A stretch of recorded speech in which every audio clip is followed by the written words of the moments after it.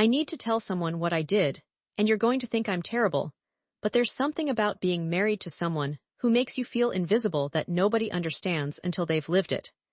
Everyone thinks my ex-husband Mark is some kind of victim in this story, that I'm the shallow wife who couldn't appreciate a good man, but the truth is I'm the one who ruined everything, and here's what really happened.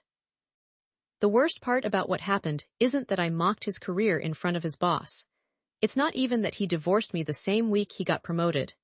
It's what I said to him 3 days before that dinner party, something I've never told anyone, and it changes everything about how you'll see this story. If I don't tell this completely, you'll never understand why I became the woman everyone loves to hate on Facebook. But once you know what I know, you'll see why I felt like I had no choice but to speak up that night, even if the timing was catastrophically wrong. I'm going to tell you everything, including what Mark whispered to me in bed the morning of the dinner party. And the part that makes me look worst, I'm saving that for later because you need to understand how we got there first. We'd been married for 6 years when it happened. Mark worked as a quality assurance manager at a mid-sized tech company, the kind of job that sounds more impressive than it actually pays. I was a marketing coordinator at a boutique agency, making about the same salary he did, which is to say not nearly enough for the life I'd imagined we'd have by our 30s. I know how that sounds. I can already hear the comments gold digger, materialistic, didn't appreciate what she had. But here's the thing nobody wants to admit. We all have a vision of what our lives are supposed to look like, and when reality falls short year after year, it does something to you. It calcifies into this hard little ball of resentment that sits in your chest, and eventually, you can't tell if you're upset about your circumstances or upset about being the kind of person who's upset about your circumstances. Mark was content. That was the problem, or at least that's what I told myself. Come home from work, eat dinner in front of the TV, play video games for 2 hours, and go to bed. Weekends were yard work and grocery shopping and maybe, if I pushed hard enough, a movie. He never talked about advancement or ambition. He never seemed frustrated by our cramped apartment or our 10-year-old car or the fact that we couldn't afford to go on the kind of vacations our friends posted about on Instagram. I'm happy, he'd say when I brought it up. Why aren't you happy? And I didn't have a good answer because saying, I thought we'd have more by now made me sound like exactly the kind of person I didn't want to be. My friends didn't help. Well, one friend in particular, Shayna. She'd married a guy who made partner at his law firm by 32, and she had opinions about everything. Strong opinions, delivered with the confidence of someone whose kitchen remodel cost more than my annual salary. You have to light a fire under him, she'd tell me over wine. Men don't self-motivate. They need to be pushed. Rick would still be a junior associate if I hadn't made him understand what was expected. I absorbed this like it was wisdom, instead of what it actually was, one person's experience being packaged as universal truth. But when you're unhappy and someone offers you a framework for understanding your unhappiness, you grab onto it. You want to believe there's a reason, a fixable problem, rather than accepting that maybe this is just what life looks like. So I started pushing. Little comments here and there about how someone Mark's age should be further along. Questions about whether he'd talk to his boss about advancement opportunities. Suggestions about networking events he should attend. Mark would nod and say, yeah, maybe, and then do absolutely nothing. This went on for 2 years. 2 years of me feeling like I was married to someone who was sleepwalking through life, while I was desperately trying to wake him up.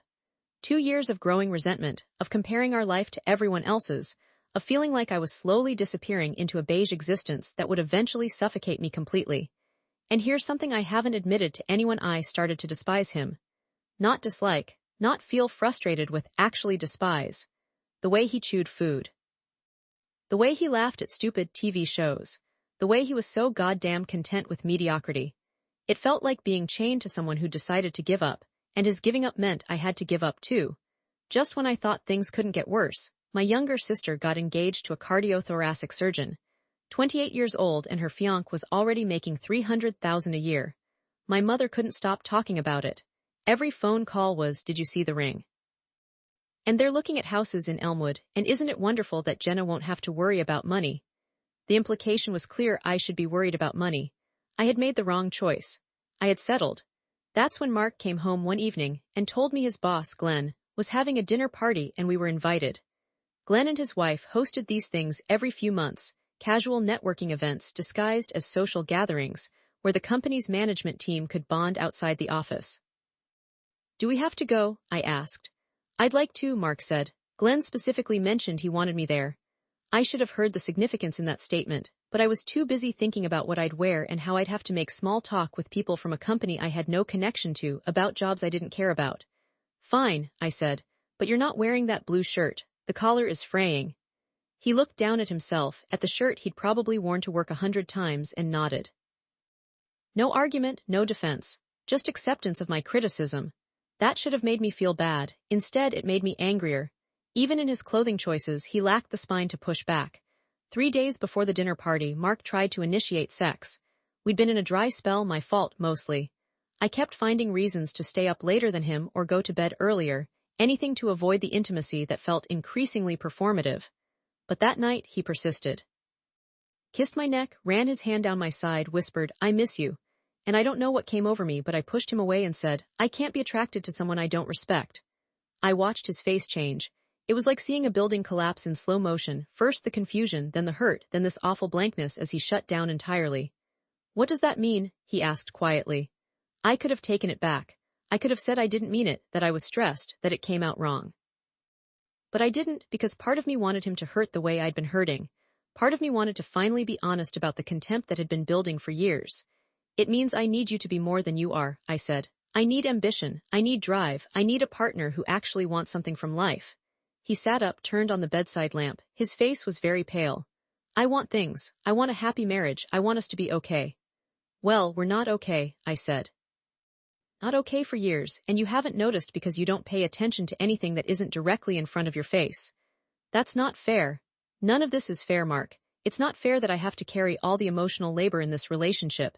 It's not fair that I'm the only one thinking about our future. It's not fair that you're fine with us being mediocre." He was quiet for a long time. Then he said, "I don't know how to be what you want." "That's the problem," I told him. "You don't even want to try." He slept in the guest room that night, and the next night, and the night after that, right up until the evening of Glenn's dinner party. That morning he came into the bedroom while I was getting ready. We hadn't really spoken in 3 days beyond logistical necessities. "We should still go tonight," he said. "Put on a good face. I'm not going to pretend everything's fine. I'm not asking you to pretend. I'm asking you to come to this dinner party and be civil for a few hours. Then we can figure out what we're doing about everything else." There was something different in his voice, a firmness I wasn't used to. It should have been a warning sign, but I was too wrapped up in my own anger to notice. "Whatever," I said, "but I'm not staying late." He nodded and left the room. "And here's what I didn't know," he whispered something as he walked away. I didn't hear it at the time, but he told me later during the divorce proceedings when we were cataloging all the little moments that destroyed us. He'd whispered, "This is the last time." Glenn and his wife Pam lived in one of those renovated Victorians that probably cost $1.5 million. Walking up to the house, seeing the pristine landscaping and the Tesla in the driveway, I felt that familiar twist of envy and resentment. This could have been us, I thought. This should have been us. There were about 12 people there when we arrived. Glenn, Pam, and various people from Mark's company with their spouses. I recognized a few faces from previous events, but I'd never bothered to really get to know any of them. They were Mark's colleagues, part of his world, and I'd kept myself separate from that world because engaging with it felt like accepting our circumstances. Everyone was drinking wine in the living room, which had exposed brick walls and original hardwood floors and the kind of furniture you see in Architectural Digest. I accepted a glass of Pinot Noir and positioned myself near the fireplace, already planning my exit strategy. Mark was talking to Glenn and a woman I didn't recognize. They looked serious, professional. I caught Glenn's eye and he waved me over. "Jessica, so glad you could make it. This is Brenda from HR." I shook Brenda's hand and smiled the smile I'd perfected over years of these events, pleasant but not overeager, engaged but not invested. "Mark was just telling us about the Johnson account resolution," Glenn said. "Brilliant work, really, saved us from a potential nightmare." "Oh," I said because I had no idea what he was talking about. Mark didn't tell me about work, or maybe he did and I didn't listen. It was hard to tell anymore. "He's being modest," Brenda added. The client was threatening to walk, and Mark found the defect pattern in about 6 hours. Would have taken anyone else days. Mark looked uncomfortable with the praise, which was typical. He'd never been good at accepting compliments. "That's great," I said flatly, and I could see Mark flinch slightly at my tone. Glenn started talking about some technical aspect of the project, and I zoned out, drinking my wine and wondering how soon I could reasonably leave. Around me, people were laughing and networking, and being the kinds of professionals who went to dinner parties at their boss's house and actually enjoyed it. I hated all of them. I hated their easy camaraderie and their industry jargon, and the way they'd all bought into this world that Mark was part of but that felt completely alien to me. Dinner was served at a table that could have seated 16. I ended up between Mark and some guy named Trevor who worked in sales. Across from me was Pam, who spent the first course talking about their recent trip to Portugal. "You and Mark should go," she said. "It's incredibly affordable right now and the food is just extraordinary." "Maybe someday," I said, knowing that someday meant never, because we couldn't afford to fly to Portugal any more than we could afford to buy a Victorian mansion. "What's stopping you?" Pam pressed, in that way people with money do when they can't conceive of financial limitations. "Work mostly," Mark said smoothly. "Hard to get away." It was a lie to save face, and I resented him for it. Just once, I wanted him to be honest about where we were in life instead of making excuses. The conversation moved on to other topics: someone's home renovation, someone else's kid getting into a prestigious private school, the general self-congratulatory chatter of people who'd achieved a certain level of success. And I just kept drinking. Glass after glass of wine, letting it soften the edges of my resentment until everything felt distant and slightly unreal. That's when Glenn stood up and tapped his glass. "Before we move to dessert, I have a quick announcement," he said. "As you all know, we've been restructuring the quality assurance division. After much consideration, I'm pleased to announce that we're creating a new director of quality assurance position, and I've asked Mark to take on that role." The table erupted in applause. Mark looked genuinely shocked. Brenda was beaming at him. Trevor clapped him on the shoulder. Pam was nodding approvingly. "Congratulations, honey," she called across the table to me. "You must be so proud. And here's where I made my choice. The choice that everyone remembers, the moment that defined me in everyone's eyes. I should have smiled. I should have congratulated my husband. I should have done 1,000 things other than what I actually did. Instead, I laughed. Not a polite laugh or a surprised laugh, but a sharp, bitter laugh that cut through the celebration like a knife. Everyone went quiet. Mark turned to look at me, his expression unreadable. "Something funny?" Glenn asked, still smiling but with an edge of confusion. "I was drunk. That's not an excuse, just a fact. I was drunk and angry and so full of resentment that I couldn't contain it anymore." "I'm sorry," I said, not sounding sorry at all. "It's just Director of Quality Assurance. A company that makes what software for dental offices." The silence got heavier. Someone coughed uncomfortably. "Jessica," Mark said quietly, a warning, but I couldn't stop. It was like all those years of biting my tongue had finally overwhelmed my ability to keep quiet. "I mean, congratulations, I guess. It's just funny to act like it's this big achievement when we're talking about a middle management position at a company nobody's heard of. My sister's fiancé is a cardiothoracic surgeon." "That's an achievement. This is just, I don't know, it's fine, it's a fine job." I could feel everyone staring at me. Pam's mouth was slightly open. Trevor was looking at his plate. Brenda's professional smile had frozen in place. Glenn's face had gone hard. "I think maybe you don't understand the significance of this position or what Mark's done to earn it." "Oh, I understand," I said, pouring myself another glass of wine with a shaking hand. "I understand that my husband is very good at being satisfied with okay, at being fine with fine, and now he gets a title for it. That's great, really." "Jessica, stop," Mark said. He wasn't whispering anymore. His voice was firm, almost sharp. "You need to stop talking right now." "Why? Because I'm embarrassing you, because I'm not playing the supportive wife role correctly, because you're drunk and you're being cruel. I'm being honest, there's a difference." Glenn stood up. His face was flushed. "I think maybe you should leave." "Gladly," I said, standing too quickly and having to catch myself on the table. "I've been wanting to leave since we got here. Enjoy your mediocrity party." I grabbed my purse and walked toward the door. Behind me, I could hear Mark apologizing, his voice low and mortified. I didn't wait for him. I walked outside into the cold night air and stood by our car, fumbling with my phone to call an Uber because I was in no shape to drive. Mark came out 10 minutes later. His face was completely blank. "Get in the car," he said. "I'll get an Uber." "Get in the fucking car, Jessica." I'd never heard him swear at me before. It shocked me enough that I obeyed. The drive home was silent. When we got to the apartment, Mark went straight to the guest room and shut the door. I thought about following him, about apologizing, but the wine and the adrenaline were wearing off and I was starting to feel shaky and sick. I went to bed and tried to convince myself that I hadn't just done something irrevocably terrible. The next morning, I woke up with a pounding headache and the kind of shame hangover that's worse than the physical symptoms. I remembered everything I'd said with perfect, horrible clarity. Mark was already up, sitting at the kitchen table with his laptop and a cup of coffee. "Mark," I started. "About last night," he held up his hand. "I don't want to hear it right now.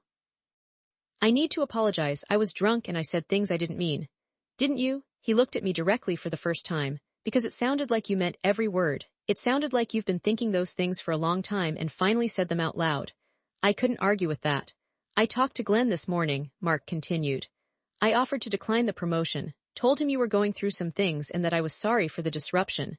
Horror washed over me. "Mark, no. You can't." He wouldn't accept my decline, said I'd earned the position based on my work, not based on my wife's opinion of it. But he also made it very clear that last night was unacceptable and that if I wanted to advance in this company, I needed to get my personal life in order. "I'll apologize to him, I'll send an email, I'll call." "No," his voice was flat. "You've done enough." He closed his laptop and stood up. "I'm going to take the promotion. I'm going to start this new job on Monday, and I'm going to file for divorce." The words didn't make sense at first. They were too big, too final. "What, Mark? No, we can work through this. I made a mistake. You told me 3 days ago that you can't be attracted to someone you don't respect. Last night, you made it clear in front of my boss and colleagues that you don't respect me or my career or anything I've accomplished. This isn't a mistake, Jessica. This is who you are." "That's not fair." "I was drunk. Drunk people tell the truth," he said. "You've been unhappy for years. You've been comparing me to other people, finding me lacking, resenting me for not being someone I never claimed to be. I've tried to be enough for you, but I'm not. I'm never going to be enough for you." Tears were streaming down my face. "Please don't do this. We can go to counseling. We can fix this." "I don't want to fix this," he said, and his voice finally showed emotion, not anger but something worse. "Exhaustion. I don't want to spend the rest of my life with someone who looks at me the way you do, like I'm a disappointment, like I'm something you settled for." "I don't, you do, and the worst part is I let it happen. I let you make me feel small. I let you define success and failure and decide that everything I've worked for doesn't matter because it's not what you wanted. But I'm done. I'm done being your punching bag. I'm done apologizing for not being a cardiothoracic surgeon or a lawyer or whatever other fantasy you've built up in your head." He walked to the bedroom and came out with a duffel bag already packed. "I'm staying with my brother. My lawyer will contact you next week." "Mark, please." But he was already out the door. I stood in our apartment, which suddenly felt too big and too empty, and tried to understand how everything had fallen apart so quickly. How I'd gone from an unhappy marriage to divorce in less than 12 hours. The real unraveling came in the weeks that followed. I didn't realize it at the time, but someone had filmed part of my outburst at the dinner party. Not the whole thing, but enough. A 30-second clip of me laughing and saying, "Middle management position at a company nobody's heard of, and my husband is very good at being satisfied with okay." It got posted to some local Facebook group. I never found out who did it, and then it spread. Someone shared it to a women's forum, then to a relationship advice subreddit, then to Twitter, where it got picked up by one of those accounts that posts videos of people being terrible with captions like, "This is why men are going their own way." Within a week, I was infamous. Not famous, infamous. The face of ungrateful wives everywhere. The gold digger who couldn't appreciate a good man. The shallow bitch who mocked her husband's promotion. The comments were vicious. Thousands of them, all competing to say the most cutting thing about me. They called me every name you can imagine. They found my LinkedIn and left comments on my professional profile. They found my Instagram and flooded my DMs with harassment. Someone at my company saw the video and showed it to HR. I got called into a meeting where my boss very carefully explained that while my personal life was my own business, the company had an image to maintain, and maybe it would be best if we parted ways. I got fired. For a video of me at a private dinner party, I lost my job. My friends started distancing themselves. Group texts I'd been part of went quiet. Invitations to events stopped coming. Even Shayna, who'd spent 2 years telling me to push Mark harder, suddenly didn't want to be associated with me.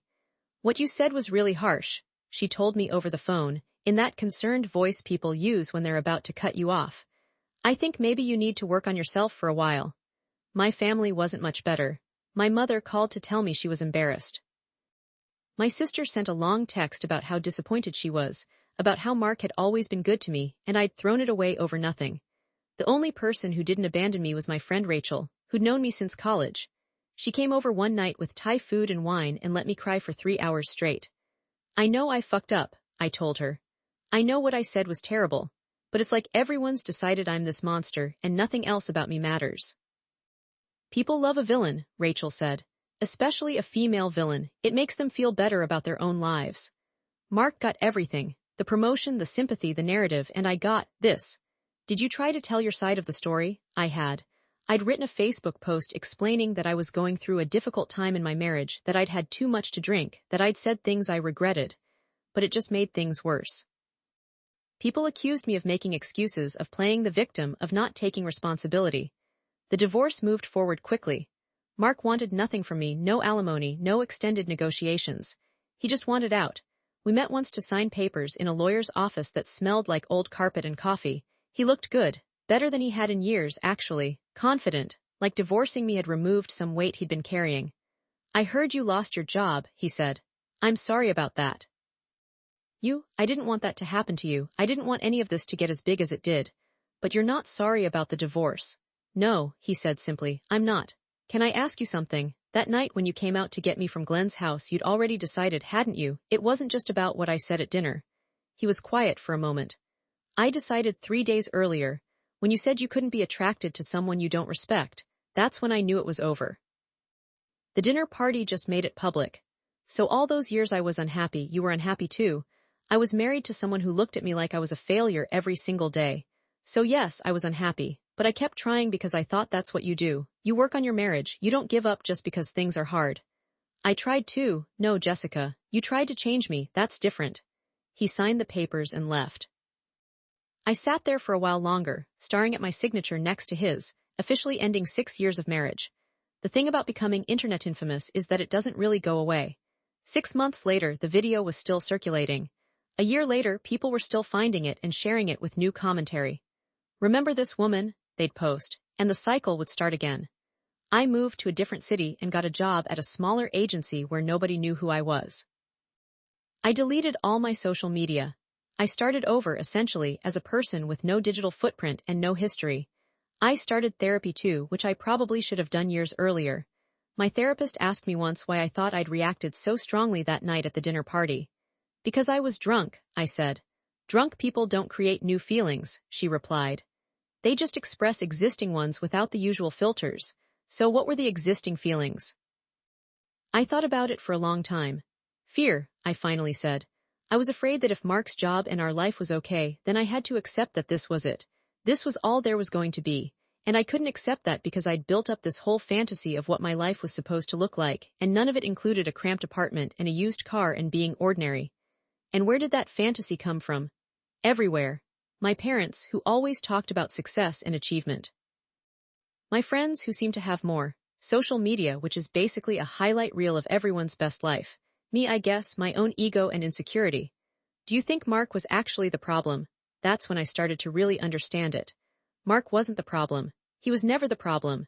He was a decent guy with a decent job who wanted a simple, happy life. The problem was me, and my inability to find worth in anything that didn't look like what I thought success should be. I'd taken a good man, and slowly destroyed him with my contempt because he wasn't someone else. Because he was himself, and that wasn't enough for me.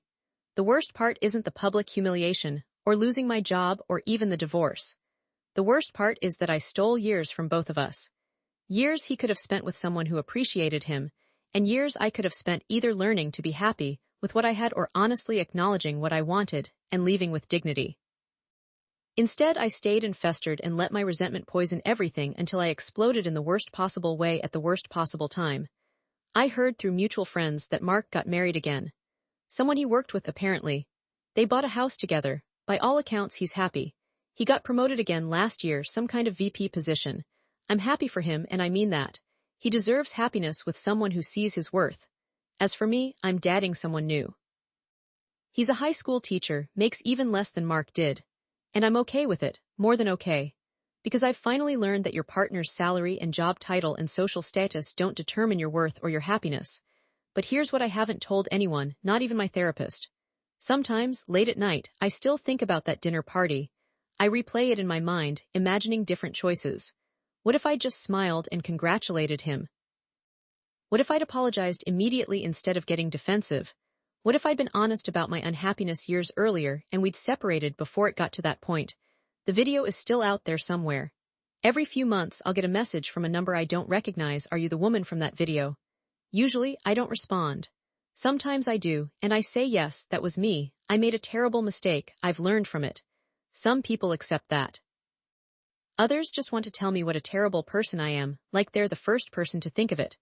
I've thought about writing a longer explanation, maybe a blog post or something, giving my full perspective, but I don't think it would change anything. People don't want complexity or context. They want clear villains and victims. They want to know who to root for and who to hate. In that story, I'm the villain. And the thing is, they're not entirely wrong. I was cruel to someone who loved me. I diminished his accomplishments because they didn't meet my arbitrary standards. I humiliated him publicly at what should have been a moment of celebration. Those are facts, and no amount of explaining my insecurity or unhappiness changes them. But I'm also a person who was struggling, who made bad choices, who let her worst self come out at the worst possible moment. I'm someone who's learned and changed and tried to become better. Both things are true. I'm the villain of that story, and I'm a person who deserves a chance at redemption. The internet has decided only one of those things can be true, but I know better. I think about Mark sometimes, wonder if he ever thinks about me. Probably not, or if he does, it's just as a cautionary tale. Let me tell you about my first wife kind of thing. I don't blame him. I don't blame anyone but myself. This is my confession. I mocked my husband's career in front of his boss because I was drunk and angry and full of years of resentment I'd never properly addressed. He got promoted and divorced me in the same week, and I deserved both outcomes. I became internet famous for being terrible, and I earned that too. But I'm also still here, still trying, still learning. I'm not asking for forgiveness or sympathy or for anyone to say I wasn't that bad. I was that bad. I know I was. I'm just asking for the space to be more than the worst thing I ever did. To be a full person with flaws and growth and complexity, not just a 30-second video clip that people share when they want to feel superior. I don't know if I deserve that, but I'm trying anyway. Because what else can you do when you've ruined your own life? You can either give up, or you can wake up every day and try to be slightly less terrible than you were the day before. I'm choosing the second option. It's harder, and it doesn't come with the satisfaction of a neat ending where everyone forgives me and we all move on. But it's real. And after years of performing a version of myself that I thought I was supposed to be, real is all I have left.